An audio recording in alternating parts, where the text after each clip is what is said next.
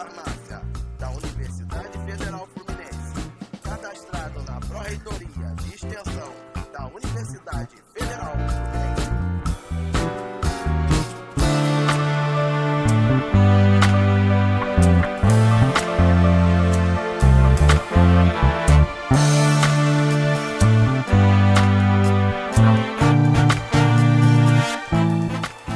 Olá, sejam muito bem-vindos a mais um episódio aqui do Medicasmento, o nosso podcast aqui do Centro de Apoio à Terapia Racional pela Informação, CEATRIM, aqui da Faculdade de Farmácia da Universidade Federal Fluminense.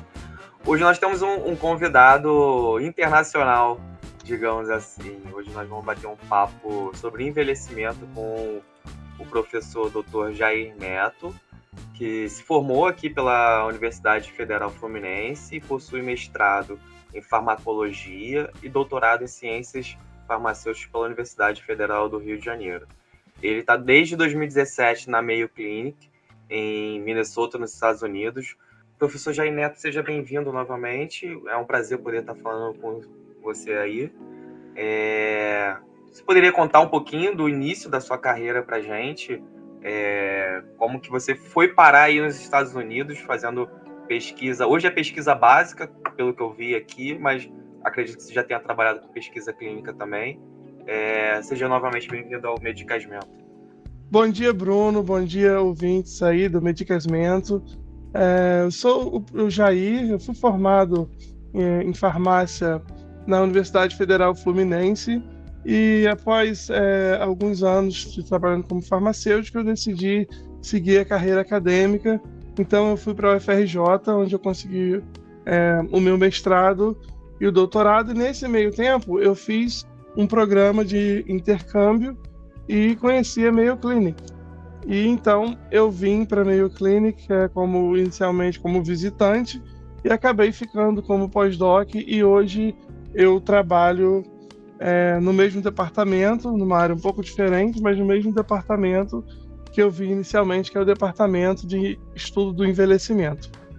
Então, foi uma coisa que não foi muito planejada inicialmente, foi acontecendo e eu fui pegando as oportunidades que vinha e foi bem legal, foi interessante. Eu estou muito feliz de estar aqui. A Mayo é um lugar fantástico, uma empresa muito legal de se trabalhar também, e é isso. Então, para resumir aqui, hoje a sua área de pesquisa é o envelhecimento, correto? Sim. Dentro do envelhecimento tem várias áreas, né? Você tem vários tipos de intervenção e vários focos de estudo. Eu atuei na área de bioquímica do envelhecimento e também na área e ainda já na parte clínica, na área de pesquisa translacional para desenvolvimento de terapias anti-envelhecimento. Foi com o Dr. James Kirkland que eu fiquei até o ano passado, e recentemente ele se mudou para uma outra instituição e eu continuo na Mayo. Agora o meu foco é mais na neurociência, mas ainda dentro de envelhecimento, mais com foco no envelhecimento do cérebro e como que o nosso corpo, como que a periferia, os tecidos periféricos do corpo podem também influenciar o envelhecimento do cérebro. Então, assim, basicamente, a sua área de pesquisa agora, né, professor Jair, você está trabalhando com o envelhecimento, pelo que eu entendi, né? A sua temática é o envelhecimento. Mas, assim, a nível de conhecimento geral, como que a ciência define o envelhecimento? Seria criar ruga? Seria alguma coisa nesse sentido? Como que seria ter mais estrias? Como que seria o envelhecimento propriamente dito? Explica pra gente, por favor. Então, Bruno, essa é uma pergunta muito importante e que é bem interessante esclarecer, porque no imaginário popular, na cabeça das pessoas, a gente tem o envelhecimento mais como aparência, como uma coisa estética. A gente, como você ressaltou, tem a ruga, tem aparecimento de gordura localizada. Então, na cabeça das pessoas, é isso que é o envelhecimento. Mas o envelhecimento que a gente estuda é o envelhecimento biológico, que é como o seu corpo funcionalmente vai envelhecendo. E isso é traduzido como perda de função. Por exemplo, muito comum nos homens, a força muscular vai diminuindo de forma bem avançada, a velocidade com que você consegue fazer uma caminhada vai diminuindo, a questão da memória também. Então, tudo isso é um envelhecimento a nível funcional. Então, o envelhecimento, a grosso modo, seria perda de função. E como que a gente vai usar isso na clínica? Tem vários tipos de exames que você faz, por exemplo, para medir a força muscular, para medir a velocidade com que você consegue andar uma determinada distância, e aí você vai juntar esses pontos, que você vai graduar de 1 a 5 e vai ter uma pontuação final. Isso é o score, que eles chamam, que você vai ter, então, o índice de fragilidade. Mas aí, lembrando que a gente está falando aqui do envelhecimento biológico, porque tem o envelhecimento cronológico. O tempo, ele é o principal e o mais preciso marcador do envelhecimento. Mas a gente tem pessoas com a mesma idade que tem um envelhecimento biológico totalmente distinto. Tem uma pessoa de 90 anos que está fazendo ginástica, dançando, e tem pessoas de 70 que já tem, por exemplo, perda da capacidade de força muscular, perda da velocidade de marcha. Então a gente está falando aqui dessa perda de função, não necessariamente do tempo, da idade cronológica da pessoa. Então, quando a gente vai para a pesquisa, a gente quer definir a biologia, a gente quer definir a função. Entendi. Então, para resumir, a perda de função seria o envelhecimento, correto? E Correto. O principal fator, apesar de não ser o único, seria esse envelhecimento cronológico. Exatamente. Essa é um dos fatores que a gente consegue medir de forma bem direta, mas ele não é o mais fiel para você medir o envelhecimento. Mas ele a nível biológico. Dentro de uma escala de 100%, ele teria um percentual maior de importância para poder definir esse envelhecimento. Sim. Na biologia, por exemplo, quanto mais a curva de vida da população diferencia um pouco de homem para mulher, a curva de longevidade, por volta dos 80, 90 anos, você já vai ter uma parcela bem menor da população que vai estar viva naquela faixa de idade do que, por exemplo, 20. Então, o tempo é uma forma de você marcar isso. Mais ou menos qual o momento da sua vida que as coisas vão acontecer. E um outro ponto que é muito importante quando a gente fala em envelhecimento, em função, há muito tempo se propagou a ideia de que o estudo de envelhecimento, o estudo disso é fazer você viver para sempre. E o nosso foco não é você viver para sempre. O nosso foco é você viver a quantidade de anos que você tem de forma funcional, que eles chamam, na verdade, que não é a longevidade, mas o tempo de saúde, que eles chamam na área.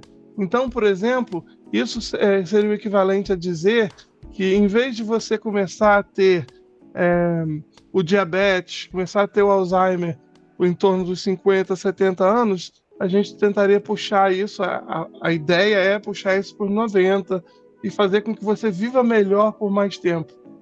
Porque o que acontece a nossa longevidade já foi muito impactada e, recentemente, os estudos, se você ver os estudos, por exemplo, com mamíferos, você consegue aumentar 5%, 10% do tempo de vida desse animal. Mas o que as pesquisas têm mostrado é que você consegue fazer esses animais mais saudáveis por longos tempos. Então, o que se espera para o humano não é que você consiga fazer a pessoa viver por 120, 130 anos, 140, mas que ela consiga viver funcional, consiga ter tempo para ver os bisnetos, os tataranetos de forma que ela consiga lembrar, dar carinho, interagir, consiga ter autonomia, que é muito importante para o idoso. Então, a ideia é que você seja funcional por mais tempo, que é muito mais importante do que você viver 130 anos, mas funcionalmente debilitado. Professor Jair, por que nós envelhecemos enquanto espécie, né? O que se dá no corpo e se existe alguma vantagem nesse processo que nós adquirimos enquanto espécie? Esse é um ponto muito importante, e para responder isso a gente tem que pensar com a cabeça que a gente tinha há 80 milhões de anos atrás, e não só hoje. Então, tem várias correntes que estudam especificamente a vantagem e não só a desvantagem do envelhecimento. Se você pensar, então, na sociedade há muitos anos atrás, por exemplo, os humanos eles precisavam saber onde é que estava a água, qual era a planta que você precisa tomar para poder não ter febre. Se você tiver uma ferida, como é que você cuida dessa ferida? Então, o idoso, ele era um centro de informação, ele era a enciclopédia viva do bando. E isso traz vantagem competitiva, ecologicamente, para a espécie como um todo. Então, o idoso ele era esse centro de conhecimento. E, além disso, também tem a teoria de que a pressão seletiva, enquanto espécie, ela veio fazer a gente evoluir até o momento que a gente passou o gene, até o momento de reprodução. Depois dos 40, então, você já teria tido vários proles, vários filhos, e a pressão seletiva foi menor, tanto por conta dessa questão de reprodução, mas também, se a gente pensar, há milhões de anos atrás, os predadores dos seres humanos, como é que eles morriam? Como é que a gente morria há 80 anos atrás? Era febre, era bactéria, era vírus, era outros animais. Então, a pressão seletiva foi também até onde a gente vivia e depois o nosso predador, né, que seriam todos esses que eu falei, exerceria uma pressão menor, porque a gente não vivia além disso. Então você vê, por exemplo, como que o antibiótico... Um filtro, né? Funcionava como um filtro e você não conseguia passar muito por esse filtro, né? Exatamente. E você pensa aí, por exemplo, o impacto que teve na longevidade humana o descobrimento, por exemplo, do antibiótico, que era um dos nossos maiores predadores. A gente pensa que o predador vai ser só um alien comendo a cabeça, mas as bactérias, que a gente não conseguia tratar até um tempo atrás, eram predadores. E, interessantemente, os idosos têm muito menos resiliência, ou seja, muito menos habilidade de recuperar de um baque do que uma pessoa mais nova, mesmo com antibiótico. Então tem também uma falência do sistema imune, tudo mais. Por quê? Porque parece, nessa linha de pensamento, que isso teve uma pressão evolutiva menor. E por isso que a gente vê aparecendo, por exemplo, a gente tem uma gama de doenças que a pessoa, nossa, está aumentando, mas como é que está aumentando tanto? Porque a gente está vivendo mais. Então as doenças que são relacionadas à idade, que não aconteciam há anos e anos atrás, era porque a gente não tinha Alzheimer, porque a gente não chegava nessa idade. A gente não tinha câncer, porque a gente não chegava na idade avançada. Mas também tem que lembrar que não é só envelhecimento que vai causar ou deixar você mais propício ao câncer. A gente tem que ficar de olho também no nosso consumo, no ambiente, o que a gente está jogando no rio, no ar. Então, mas assim, voltando pro conceito de idade, é isso, é porque a gente não chegava nessa fase. E a gente está vivendo uma era de tecnologia intensa, de mudança de tecnologia. Então, basicamente, são essas teorias que se falam do porquê, qual é a vantagem de você ter uma pessoa envelhecendo. Entendi. Então, já que nós estamos envelhecendo, né, qual seria o impacto, vamos nos aprofundar, qual seria o impacto do manejo, do porquê estudar e de como manejar esse envelhecimento, qual a importância para a sociedade moderna? Queria que você ressaltasse nesse ponto aí, qual a importância da sociedade moderna para promover o estudo, né, do impacto do envelhecimento. Então, esse é um outro ponto que eu sempre estou pensando muito, estou sempre filosofando em relação aos impactos que isso tem, né? você pensar, o primeiro impacto que a gente vai de cara é um impacto na previdência social, por exemplo. As populações, elas estão envelhecendo no sentido não só de indivíduo, mas a população, o número de idosos e de pessoas idosas está aumentando, como eu comentei anteriormente. E com isso, você está aumentando a necessidade de cuidado e de aposentadoria, e você tem menos pessoas conseguindo entrar nesse mercado de trabalho. Então, esse é um impacto direto no social, a pessoa conseguir ficar funcional por um tempo maior. Esse é um dos impactos. E o outro impacto muito expressivo, além do impacto na previdência social, mas também tem a ver com saúde e gastos, especialmente em países que têm saúde pública gratuita, como o Brasil, é você pensar que conforme as pessoas vão ficando mais idosas e essas doenças relacionadas à idade vão aparecendo, você tem mais gasto. Você tem o gasto social, que é o desgaste da família, necessidade de um cuidador, e você tem também o investimento no tratamento dessas pessoas pelo sistema de saúde pública. Então, você manter as pessoas funcionais e também independentes por mais tempo, você você reduz o custo global. Você aumenta, por exemplo, a quantidade de leitos de hospital disponíveis, porque em vez de estar com uma pessoa que, por exemplo, está tendo pneumonia, que é uma emergência, mas que também está muito relacionada à idade, você pode ter uma pessoa que, por exemplo, sofreu um acidente de moto e é mais urgente.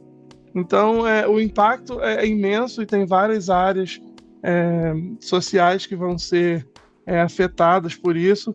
E um ponto social que é muito interessante, de ressaltar aqui, que até um gancho na pergunta anterior, é que a gente vê hoje uma revolução tecnológica muito grande, uma revolução de informação enorme. Então, e isso coincide com a falta de cuidado e a falta de prestígio que o idoso tem na sociedade. O idoso muito importante isso, né? E os idosos, por exemplo, antigamente, eles eram respeitados porque eles eram a fonte de conhecimento.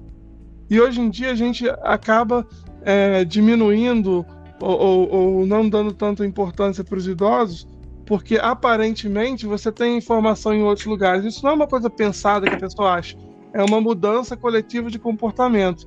Porém, uma coisa muito importante em relação ao idoso, que isso seja 80 milhões de anos atrás, ou seja, hoje, a experiência de vida que ele vai ter para você. Talvez ele não vai ter o conhecimento técnico mais atualizado do mundo, mas ele sabe como as coisas funcionam na prática. Então isso continua sendo muito válido para as pessoas, e é importante ressaltar também esse impacto da passagem de conhecimento de geração para geração.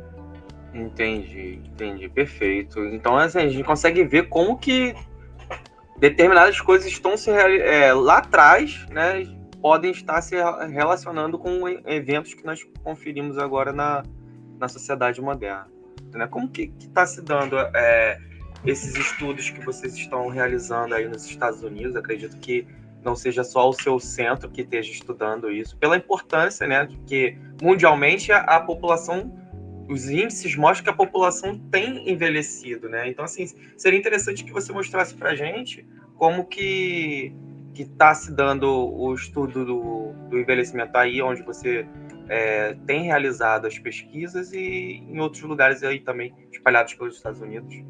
Então, Bruno, essa é uma pergunta muito interessante, muito importante também, e vem dizendo por que a gente estuda o envelhecimento.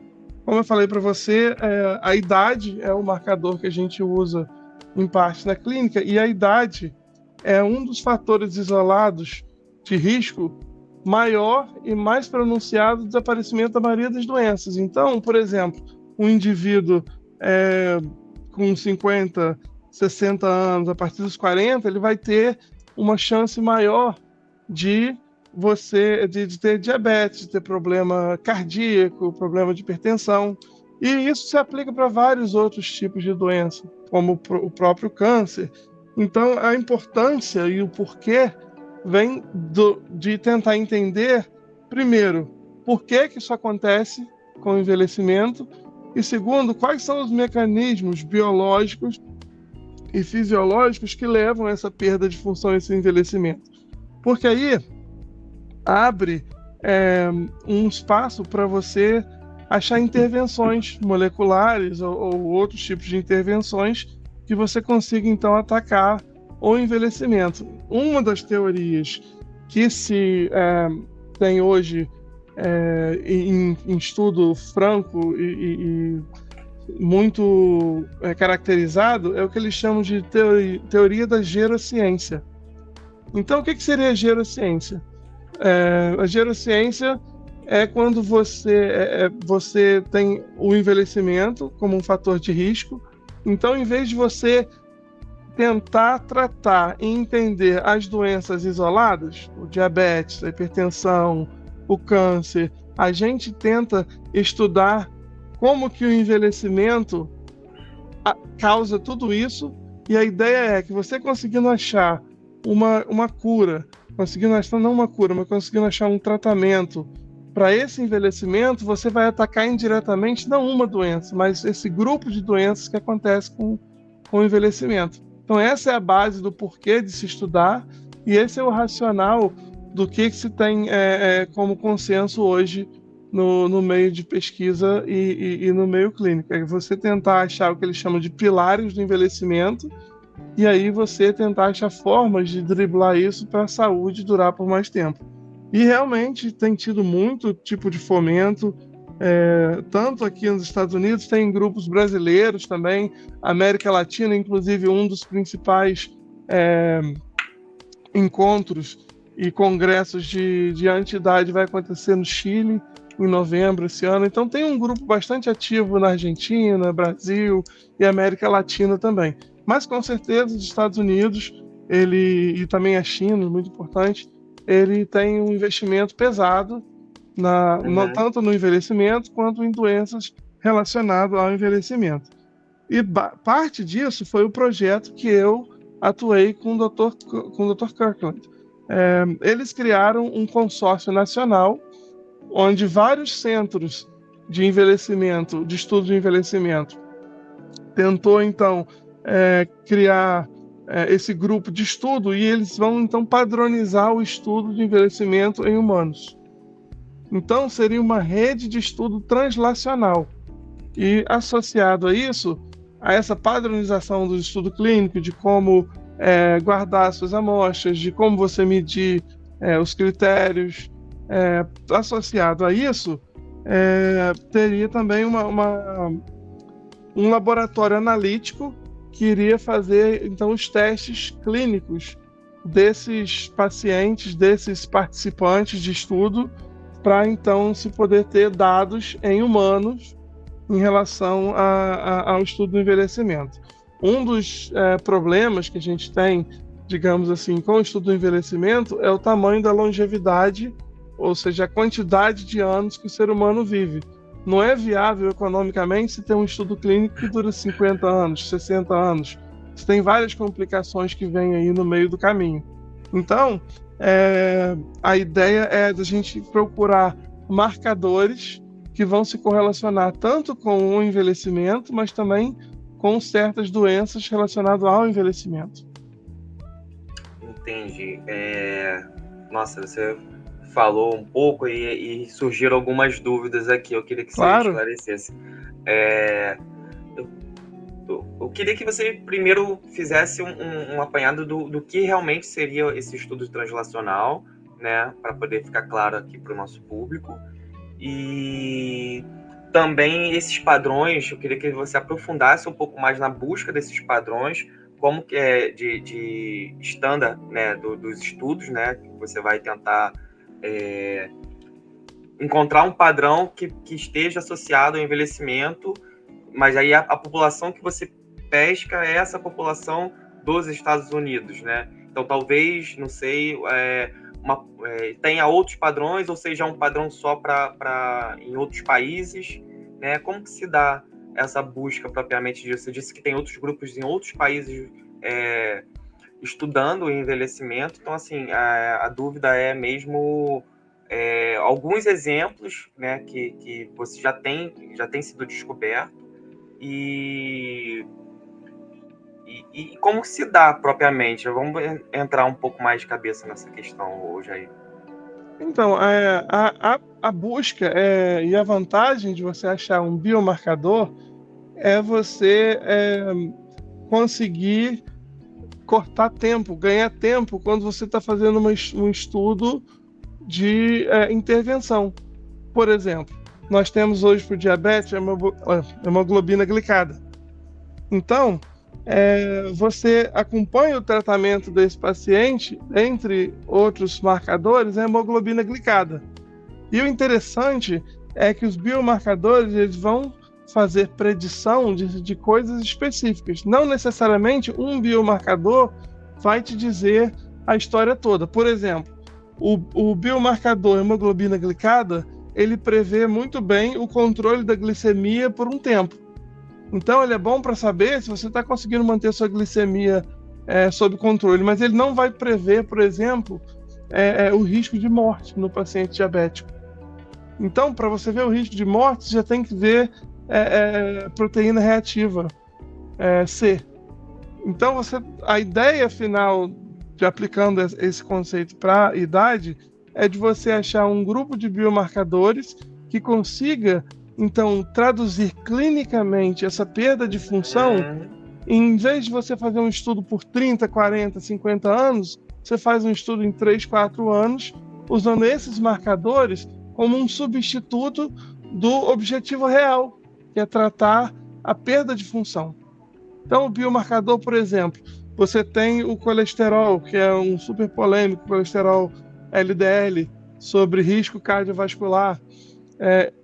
Você não pode fazer um estudo esperando que as pessoas morram para dizer, olha, realmente foi eficiente. O que você faz? Você acha um marcador que consiga prever esse risco e usa esse marcador para ver quão eficazes os tratamentos são. Então, a ideia desse consórcio, além de entender melhor o envelhecimento humano, é buscar formas padronizadas de se medir, de forma que você possa ter no final o que eles chamam de metadata. Metadados, que aí você pode usar, em vez de fazer um estudo com 100 mil pessoas, você faz vários estudos de 10 mil pessoas, 5 mil pessoas, junta isso tudo e analisa. Por isso que é importante ser padronizado e por isso que é importante você, então, buscar esses biomarcadores. E essa foi a área que eu atuei diretamente com o Dr. Kirkland. Ok, perfeito, muito bem. Muito interessante, né? E a partir do momento que você estabelece esses biomarcadores, né? Para o envelhecimento, né? Para a perda de função, que foi a definição que você utilizou, nós já temos algum tratamento? E quais seriam os impactos, né? Se já chega alguma coisa nos próximos anos para a população? Existe uma pílula anti-envelhecimento, Jair? Seria fantástico. Tem uma pílula anti-envelhecimento, tem, na verdade, 2 pílulas, mas elas são meio difíceis de você deglutir. É complicado. Uma das pílulas é se manter ativo e fazer exercício. Essa é uma pílula muito difícil. E a segunda pílula é você ter uma dieta balanceada.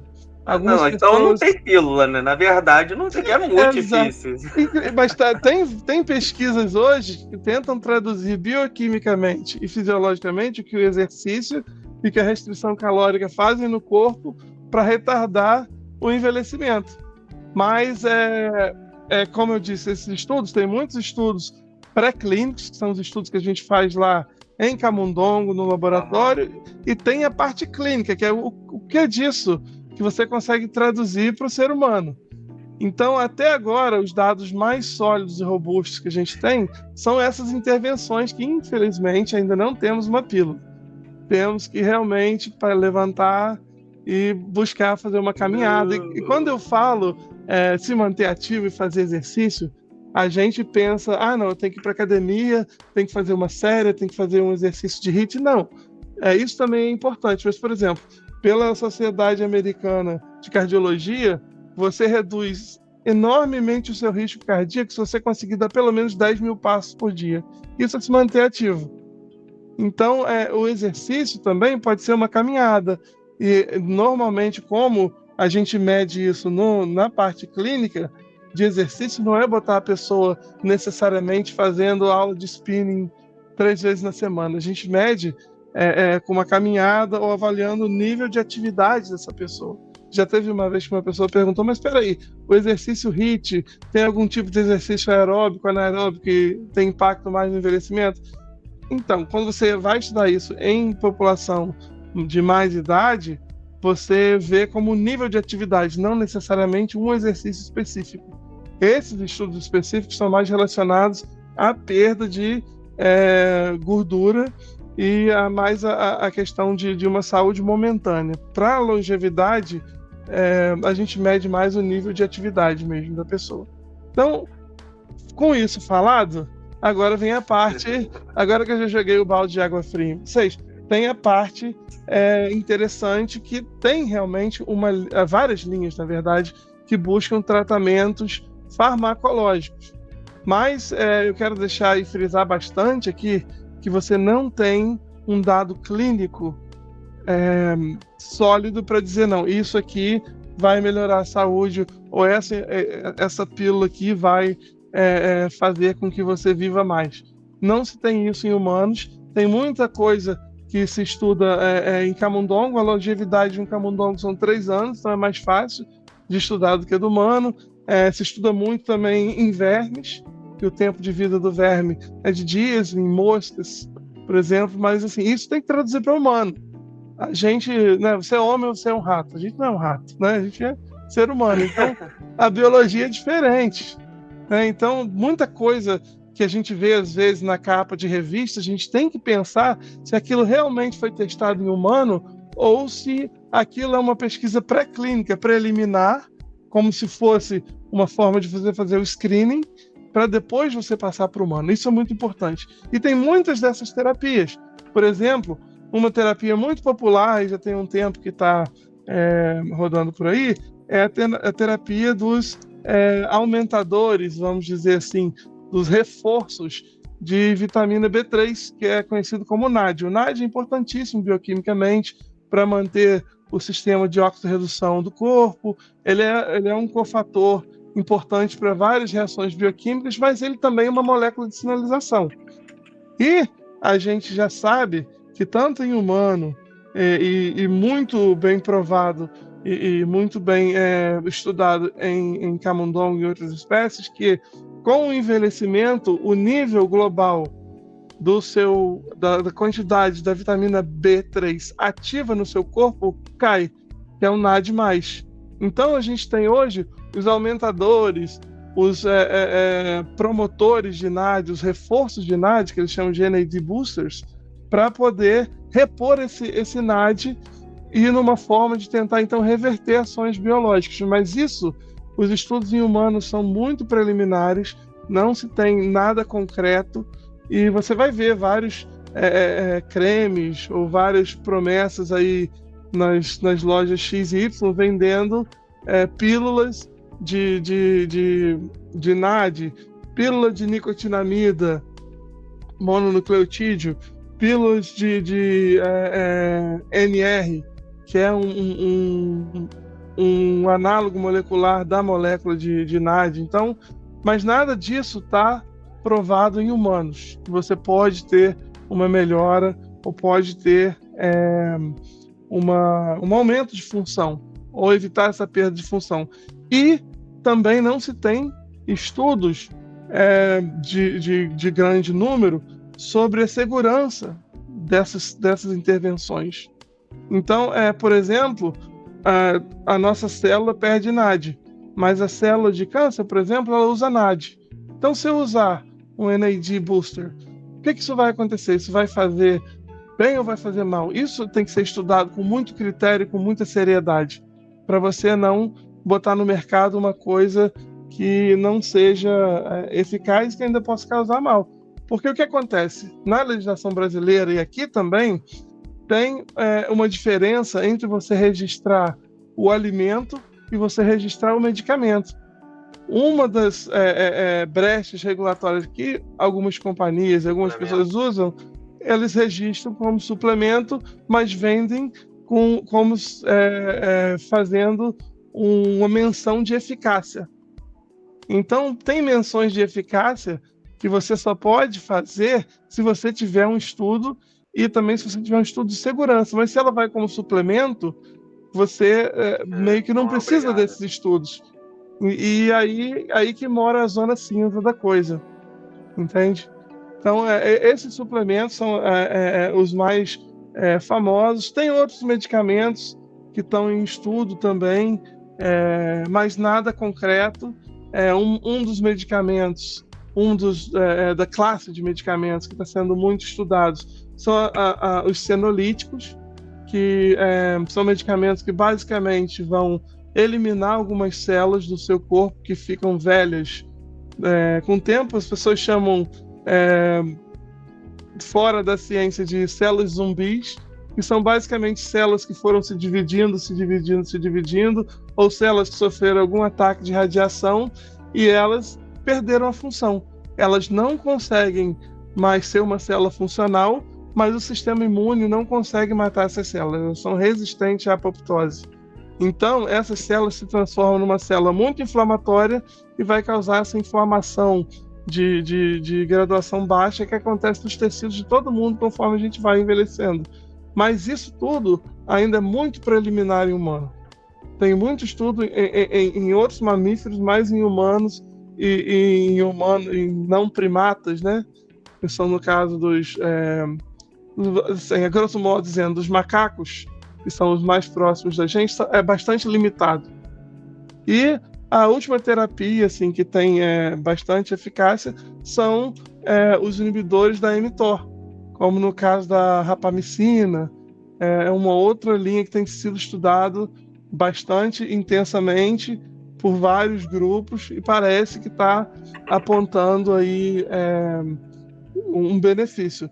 Tem também o caso do nosso coringa de tratamento de diabetes, que é a metformina, que tem tido muito estudo em cima dela, na forma como ela pode melhorar o envelhecimento geral biológico, mas nada disso tem comprovação, primeiro, de eficácia ou de segurança no contexto de idade.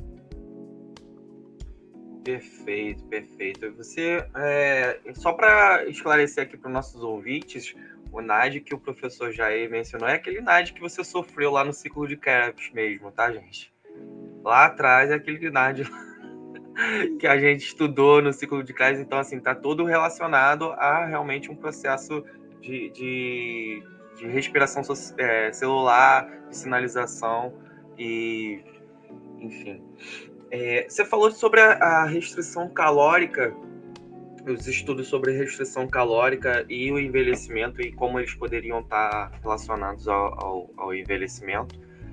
Logo no início da sua fala, você poderia se aprofundar um pouquinho mais a quanto seria essa restrição calórica, ou seria uma restrição calórica baixa, alta, o quanto, já tem uma ideia de o quanto isso poderia favorecer no envelhecimento dos humanos?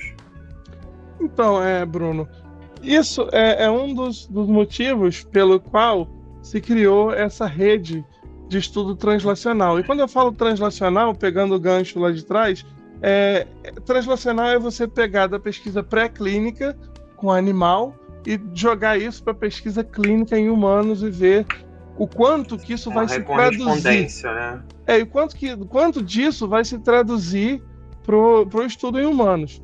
Então, um dos problemas de você enfrentar esses estudos com a restrição calórica é exatamente a padronização do que é uma restrição calórica.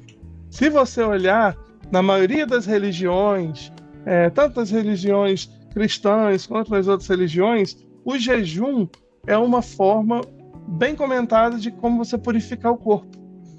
Então, a restrição calórica ela já vem na nossa cultura como uma forma de purificação, de viver melhor, desintoxicar o seu corpo já há muitos anos. Então, o que acontece agora é que a gente está estudando e precisa se padronizar o quanto de redução que eu tenho que ter para poder causar efeito. Por exemplo, tem alguns estudos mostrando que se você fizer restrição calórica 2 dias de 16 horas, isso já teria benefício. Isso seria o equivalente a, por exemplo, você almoçar, fazer o seu lanche da tarde, e você vai comer só no almoço do dia seguinte. Mas tem também um outro problema nesse estudo, que é você suplementar a quantidade de vitamina correta, porque as pessoas pensaram, eu só não vou comer. Não, nessas outras 8 horas, você tem que ter a quantidade de micro e macronutrientes para você continuar vivo. Então não é tipo assim, só vou parar de comer e deu certo. Entende? Então essa falta de padronização é o que traz uma dificuldade de você dizer, não, isso que é eficaz ou aquilo que é eficaz. Isso que então, no estado da arte do momento, é você buscar a padronização para julgar.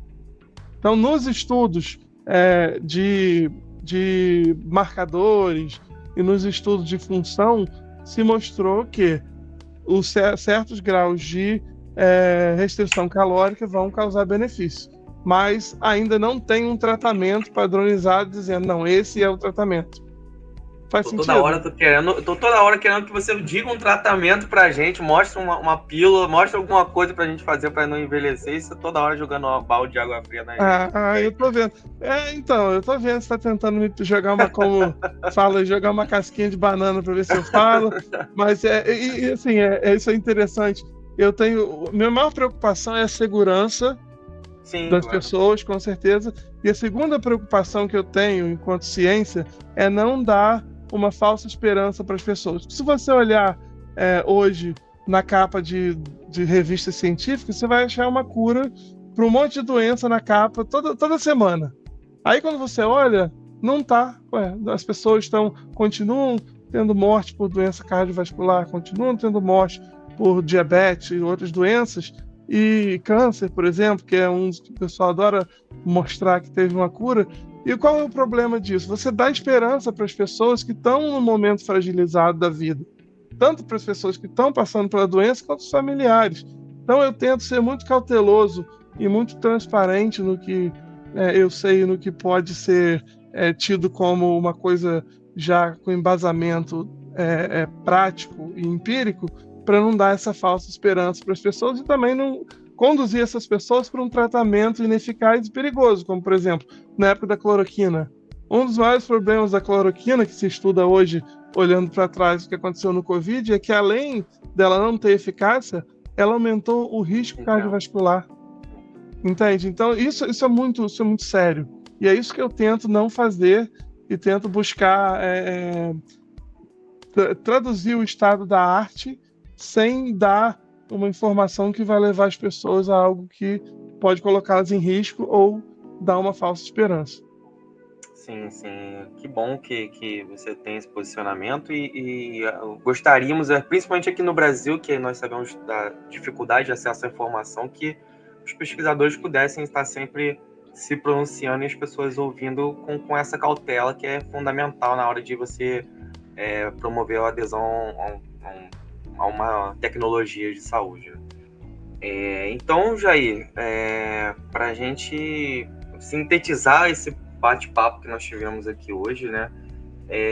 Quando que realmente as pessoas devem começar a se preocupar? A ciência já nos aponta um caminho se a gente deve se preocupar com esse envelhecimento, com essa perda de função a partir de uma certa idade, ou esses 2 remédios amargos que você falou, tanto a dieta balanceada quanto o exercício físico, desde o início, desde a juventude, a ciência já mostra que nós teremos uma maior qualidade de vida, um melhor envelhecimento, até mesmo um ganho de longevidade, de aumento de vida, né, como você falou.